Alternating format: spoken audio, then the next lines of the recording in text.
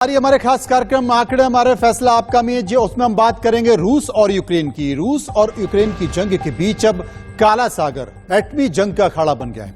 काला सागर में रूस के परमाणु टेस्ट की आशंका से ब्रिटेन और अमेरिका में हड़कंप मचा है। खौफ इतना है कि अमेरिका ने काला सागर में रूसी सीमा के पास अपना जासूसी विमान तैनात कर दिया है। वहीं ब्रिटेन का आरोप है कि रूस ने उसके जासूसी विमान पर मिसाइल दागी है। हालांकि रूस ने इसे तकनीकी खामी बताया है, लेकिन जी हां, लेकिन माना जा रहा है कि अगर ऐसा फिर हुआ तो यूक्रेन जंग तीसरे विश्व युद्ध में बदल जाएगी।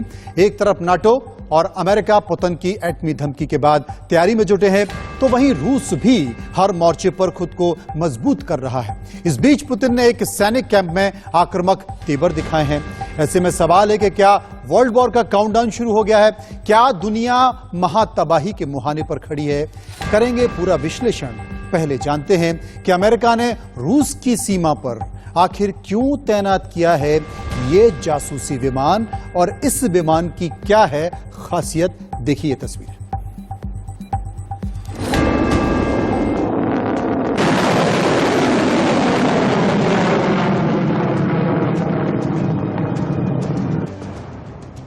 काला सागर बनेगा दुनिया का काल।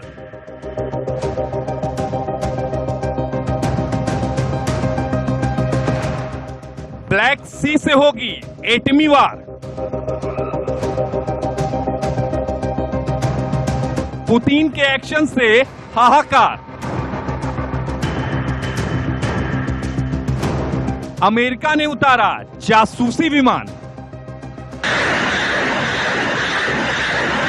रूस और यूक्रेन की जंग भयानक मोड़ पर आ गई है। मिसाइल, तोपें, गोलों से जंग लड़ी जा रही है, लेकिन अब ये जंग एटमी वॉर की तरफ बढ़ रही है। काला सागर में रूस की तरफ से परमाणु टेस्ट की आशंका से ब्रिटेन और अमेरिका में मानो हड़कंप मच गया है।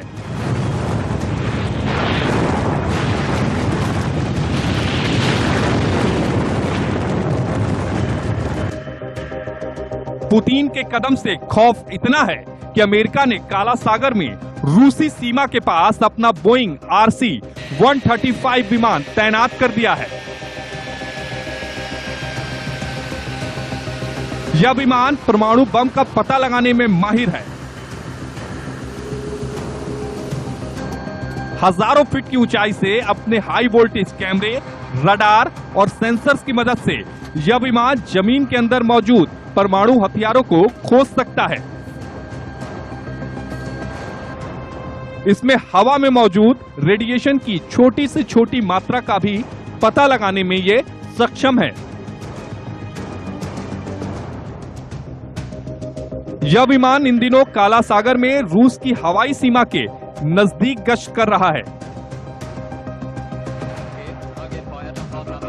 अगर रूस ने जल, थल या नभ में से किसी भी तरह से परमाणु मिसाइल लॉन्च की तो यह विमान उसका पहले ही पता लगा लेगा।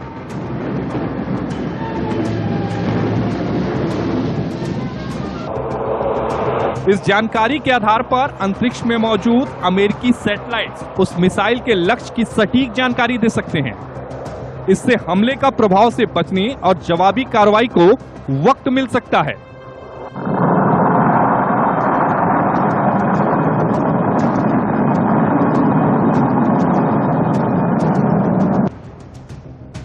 अमेरिकी वायुसेना में बोइंग RC-135 एयरक्राफ्ट का इस्तेमाल टोही और गश्ती विमान के तौर पर किया जाता है। इस विमान में जनरल डायनेमिक्स, LET, E-सिस्टम्स और LE3 टेक्नोलॉजी सहित कई कंपनियों के पुर्जे लगे हैं। बोइंग RC-135 विमान का इस्तेमाल अमेरिका वायुसेना और ब्रिटेन की रॉयल एयरफोर्स करती है। यह दुनिया का सबसे बड़े टोही विमानों में से एक है। यह खुफिया एजेंसियों के लिए रियल टाइम डेटा जुटाता है, दुश्मन के इलाके की पूरी जानकारी हासिल करता है, डेटा का पूरा विश्लेषण कर जानकारी मुहैया कराता है। बोइंग RC-135 विमान C-135 स्टोलिफ्टर के एयरफ्रेम पर आधारित है। बोइंग के मॉडल 717 पर आधारित C-135 और KC-135 विमानों के विपरीत RC-135 विमान को मॉडल 739 के रूप में मान्यता दी गई है। हालांकि बाद में इस विमान में कई बड़े बदलाव भी किए गए। इतना ही नहीं, अमेरिका ने रूस, ईरान और सऊदी अरब को चेतावनी देने के लिए अरब सागर में न्यूक्लियर सबमरीन भी उतार दी है। इसका खुलासा खुद अमेरिका ने किया। अरब सागर में शुरू से ही सामरिक और आर्थिक रूप से रूस और यूक्रेन और यूरोपीय देशों के बीच बेहद अहम रहा है। कई बार रूसी और नाटो की सेनाएं युद्धाभ्यास के दौरान आमने सामने तक आ गईं। पिछले साल जून में नाटो और यूक्रेन ने संयुक्त रूप से काला सागर में जंगी ड्रिल कर रूस को बड़ा संदेश दिया था।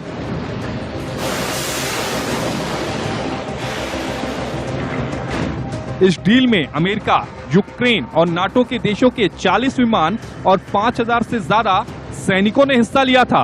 अब एक बार फिर काला सागर में बारूदी बवंडर उठ रहा है। माना जा रहा है कि रूस काला सागर में परमाणु टेस्ट कर सकता है और इसी से अमेरिका और ब्रिटेन की नींद उड़ी हुई है। Bureau report, India news.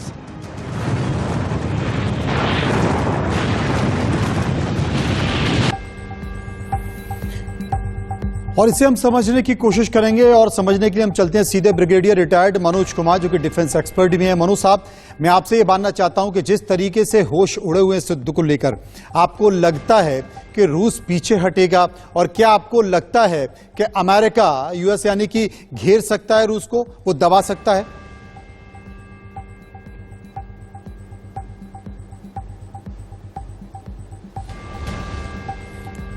Manoj जी आपने म्यूट कर रखा है, एक बार अनम्यूट कर लीजिए प्लीज, आवाज नहीं आ रही आपकी। जी आगे अभी आ रही बताएं। आवाज आपको?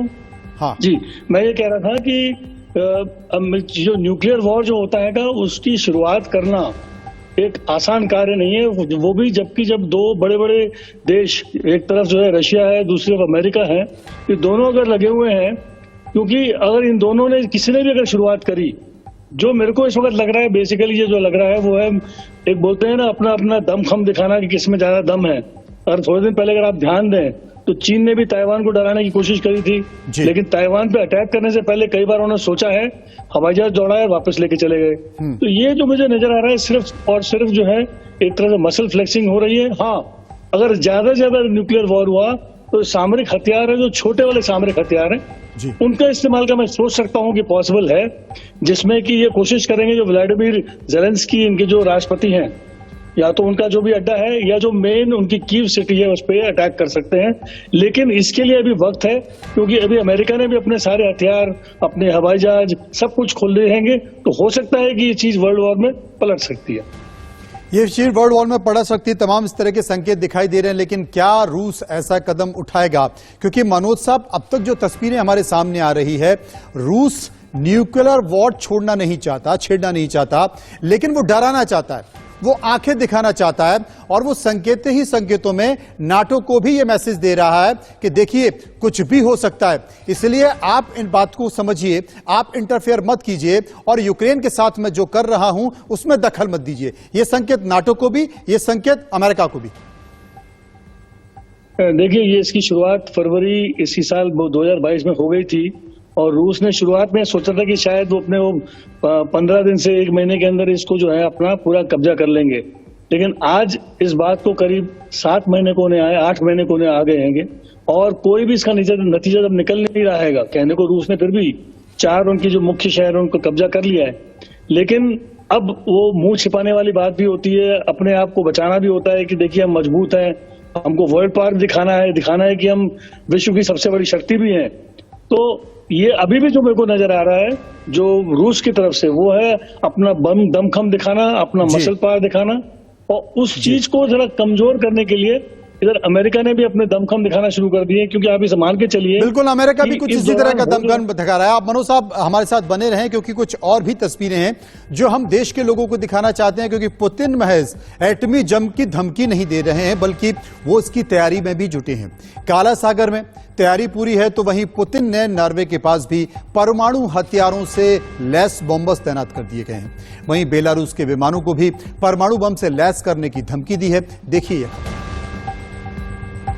यूक्रेन जंग को लेकर टेंशन हाई, एटमी जंग से होगी महातबाही, पुतिन का परमाणु प्लान,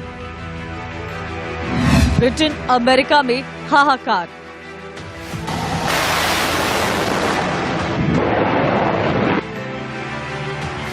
यूक्रेन जंग लंबी खिंच रही है। पुतिन ने यूक्रेन को खंड खंड कर दिया है, लेकिन यूक्रेन अभी भी सीना तान कर खड़ा है। पुतिन को अब डर है उन शहरों के खोने का जिस पर रूस कब्जा कर चुका है। अमेरिका और नेटो की धमकी से पुतिन का पारा और हाई है, लिहाजा पुतिन अब एटमी जंग के लिए पूरी तरह तैयार नजर आ रहे हैं। पुतिन के बारूदी प्लान से ब्रिटेन से लेकर अमेरिका तक में हड़कंप बचा है। हम आपको बताते हैं कि रूस कैसे एटमी जंग की तरफ आगे बढ़ रहे हैं। एटमी जंग की आशंकाओं के बीच माना जा रहा कि पुतिन अब काला सागर पर परमाणु टेस्ट कर सकते हैं। डेली मेल की रिपोर्ट के मुताबिक विशेषज्ञों का अनुमान है कि पुतिन रिमोट टेस्टिंग ग्राउंड या काला सागर के ऊपर एक परमाणु विस्फोट कर सकते हैं। ब्रिटेन के जासूसी विमानों ने भी इस तरह की खुफिया जानकारी जुटाई है। पुतिन के इस प्लान का खौफ इतना ज्यादा है कि ब्रिटेन के रक्षा सचिव बेन वालेस अमेरिका में इमरजेंसी मीटिंग कर रहे हैं।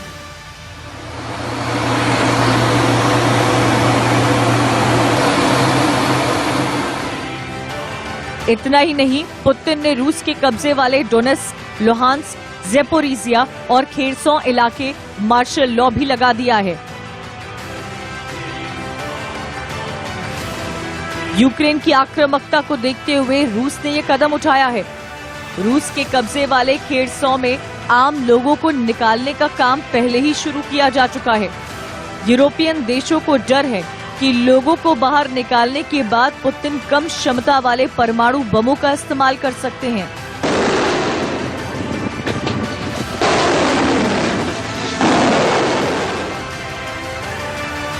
यानी यूक्रेन जंग को लेकर टेंशन लगातार बढ़ रही है और तीसरे विश्व युद्ध का खतरा भी मंडरा रहा है। ब्रिटेन ने दावा किया है कि 29 सितंबर को एक रूसी लड़ाकू विमान ने ब्रिटिश जासूसी विमान के पास मिसाइल दागी थी। उस वक्त ब्रिटिश जासूसी विमान काला सागर के ऊपर अंतर्राष्ट्रीय हवाई क्षेत्र में गश्त कर रहा था।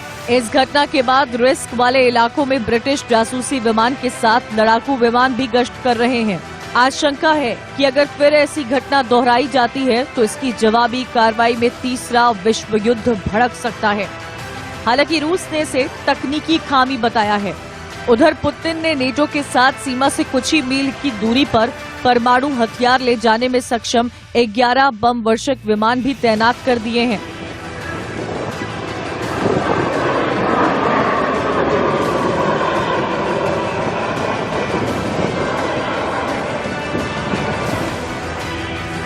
अमेरिकी सैटेलाइट ऑपरेटर प्लैनेट लैब्स ने नॉर्वे के साथ सीमा में 20 मील से भी कम दूरी पर रूसी TU-160 और TU-95 स्ट्रैटेजिक बॉम्बर्स की मौजूदगी का पता लगाया है। ये तस्वीरें 7 अक्टूबर को ली गई हैं। TU-160 रूस का अब तक का सबसे बड़ा और सबसे भारी बम वर्षक विमान है। TU-95 स्ट्रैटेजिक बॉम्बर भी क्रूज मिसाइलों और परमाणु बमों से हमला करने में सक्षम है। इसके बाद से ही नेटो देशों में खौफ पसरा है।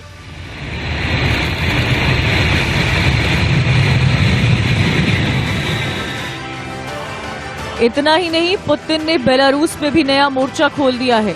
बेलारूस में जहां अपने 9000 सैनिक तैनात कर दिए हैं, वहीं बेलारूसी लड़ाकू विमानों को परमाणु मिसाइलों से लैस करने की धमकी दी है। रूस की इस धमकी से यूरोपियन देशों में डर और गहरा गया है। बेलारूस एक गैर परमाणु देश है ऐसे में उसके पास परमाणु हथियार आने से यूरोप का शक्ति संतुलन बिगड़ सकता है। यानी पुतिन के एटमी इरादे बेहद साफ हैं। जाहिर है एक छोटी सी चिंगारी बड़ी तबाही में बदल सकती है। Bureau report, India news.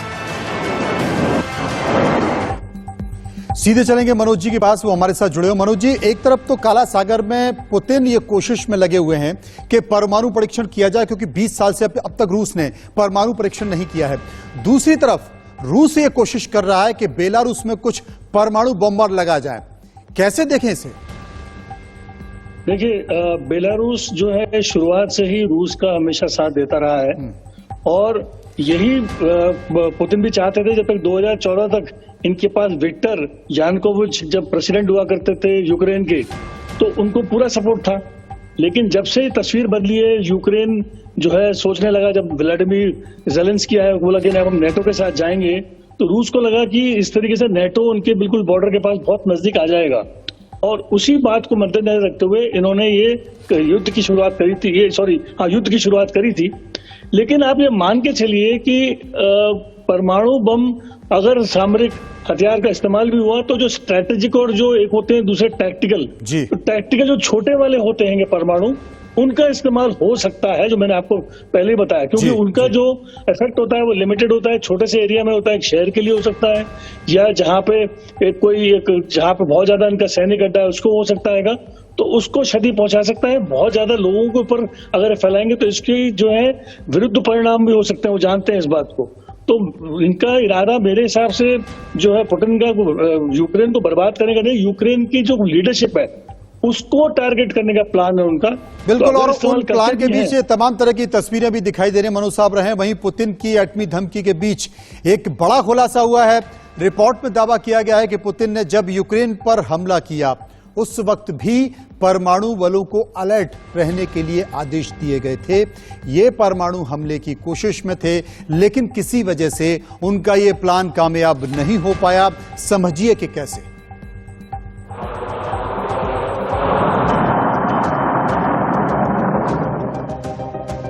रूसी राष्ट्रपति पुतिन एटमी वॉर की धमकी दे रहे हैं। पुतिन की धमकी से पूरी दुनिया में खौफ पसरा है। अब एक रिपोर्ट में दावा किया गया कि 8 महीने पहले जब उन्होंने यूक्रेन पर हमला किया था, तो अपने परमाणु बलों को अलर्ट पर रहने के आदेश दिए थे।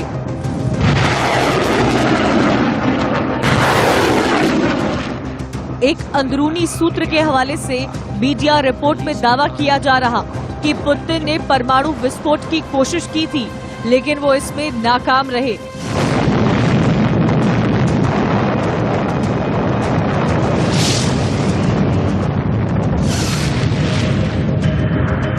क्योंकि कुछ अधिकारियों ने उनकी इस योजना को नाकाम कर दिया था। कई रिपोर्ट्स में ये अनुमान लगाया जा चुका है कि पुतिन नाटो और पश्चिमी देशों को अपनी ताकत का प्रदर्शन करने के लिए परमाणु बम का बटन दबा सकते हैं।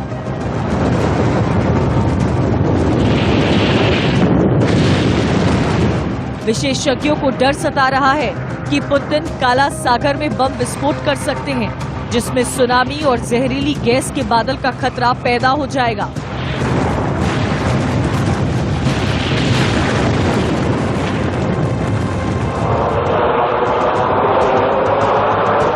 दावा तो ये भी किया जा रहा कि रूस ने जंग के मैदान में परमाणु बम के इस्तेमाल से पहले आर्कटिक में एक परमाणु टेस्ट की योजना बनाई जा रही है।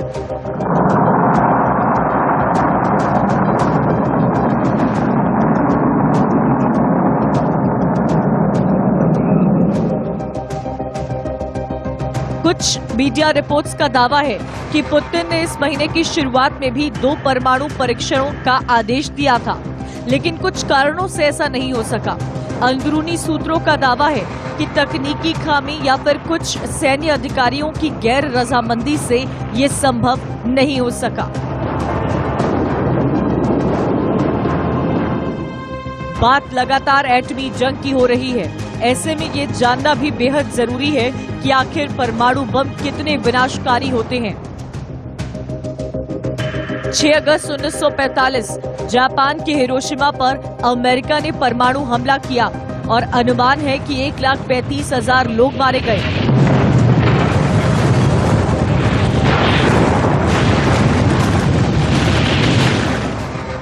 3 दिन बाद 9 अगस्त 1945 को अमेरिका ने जापान के एक और शहर नागासाकी पर भी अमेरिका से परमाणु हमला किया। शहर तबाह हो गया और 70,000 लोग पलक झपकते खत्म हो गए थे।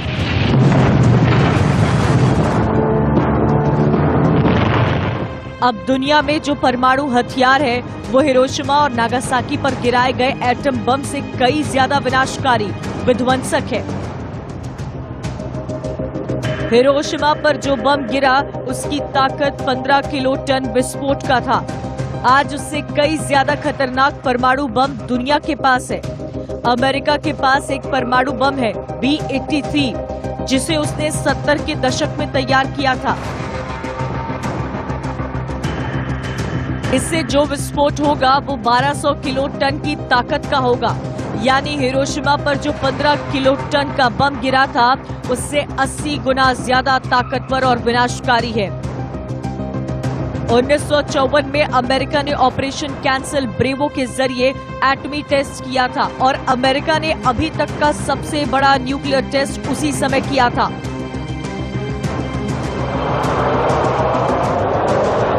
ये बम 15,000 किलोटन का था, यानी हिरोशिमा पर गिरे बम से 1000 गुना ज्यादा ताकतवर।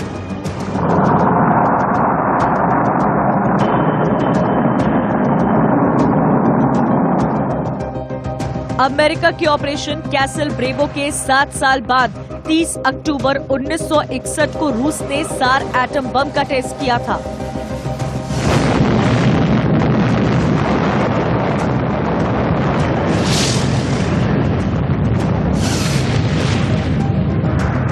ये दुनिया में आज तक का सबसे ताकतवर एटमी टेस्ट था। इससे जो विस्फोट हुआ वो 50,000 किलोटन का हुआ। इन सभी टेस्ट को हुए 6 दशक से ज्यादा हो गए हैं। कहा यह जाता है कि आज दुनिया के एटमी देशों के पास उससे कई ज्यादा तबाही मचाने वाला एटम बम है। दुनिया में आज की तारीख में 14,900 एटम बम हैं।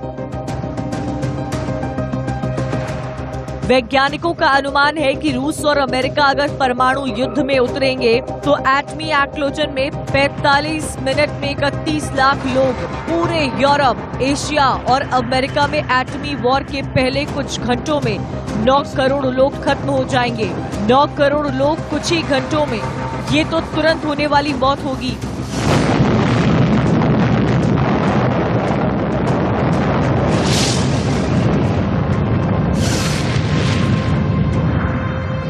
एटमी रेडिएशन का लंबे समय तक धरती पर जो असर है उससे जो मौतें होंगी वो तबाही अलग है। Bureau report, India news.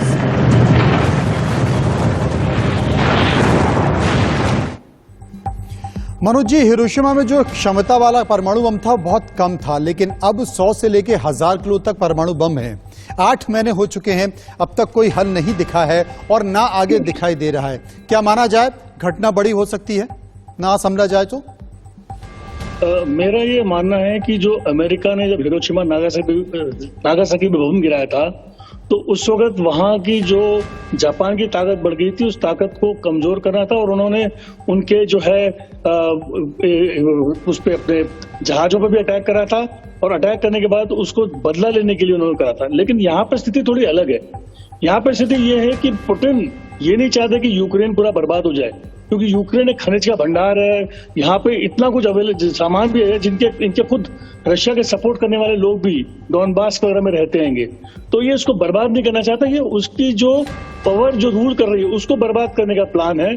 तो इतना बड़ा बम गिरा के चाहे कितना ही बड़ा आप कर लीजिए, नागासाकी हिरोशिमा का छोटा जरूर था लेकिन उसमें भी करीब 2 लाख लोगों की मृत्यु हुई है और आज तक लोग सफर कर रहे हैं। लेकिन ये बम गिरा के अगर यूक्रेन को पूरे समाप्त कर देंगे तो रशिया के इस्तेमाल का रहेगा नहीं बिल्कुल भी। ये वहां की जो भी लीडरशिप है उस लीडरशिप को टारगेट करना चाहेंगे, या जो मिलिट्री जो एस्टेब्लिशमेंट है जहां से आ रहे हैं उसको टारगेट करेंगे। उससे ज्यादा टारगेट करने का मेरा जो मानना है वो नहीं बनता है। इनका बड़ा मुश्किल है इस चीज के लिए। कुल मिलाकर संकेत देने की कोशिश कर रहे हैं पुतिन और ये दिखाने की भी कोशिश कर रहे हैं कि वो क्या कर सकते हैं क्या नहीं। बहुत बहुत शुक्रिया करेंगे मनोज साहब का जो इस पर विस्तार से हमसे चर्चा कर रहे थे। वहीं रूस यूक्रेन युद्ध के बीच रूसी राष्ट्रपति पुतिन जहां एटमी जंग की धमकी दे रहे हैं वहीं पर वे खतरनाक अंदाज में सामने आए हैं। व्लादिमीर पुतिन फ्रंट लाइन पर बनाए गए रूसी सेना के ट्रेनिंग कैंप पहुंचे और वहां खुद हाथ में बंदूक उठाकर फायर किया। फ्रंट लाइन कैंप के दौर के दौरान व्लादिमीर पुतिन के साथ सेना के कई अधिकारी भी नजर आए। पुतिन का फायरिंग करने का वीडियो ये शूट किया गया है, जो सोशल मीडिया पर वायरल हो रहा है। द सन में छपी रिपोर्ट के अनुसार रूसी राष्ट्रपति ने मॉस्को से करीब 160 किलोमीटर दूर दक्षिण पूर्व में रियाजान इलाके में एक ट्रेनिंग कैंप में राइफल का परीक्षण किया है। इस दौरान वो अपनी आंखों पर प्रोटेक्ट आई चश्मा लगाकर नजर आए। व्लादिमीर पुतिन ने फायरिंग करके 300 मीटर दूर स्थित टारगेट को निशाना भी बनाया। हाल ही में रूसी राष्ट्रपति पुतिन के बीमार होने की खबरें भी सामने आई थी, लेकिन पुतिन ने फ्रंट लाइन पर पहुंचकर यह साफ कर दिया है कि सब कुछ उनके कंट्रोल में है और वो पूरी तरह से फिट हैं।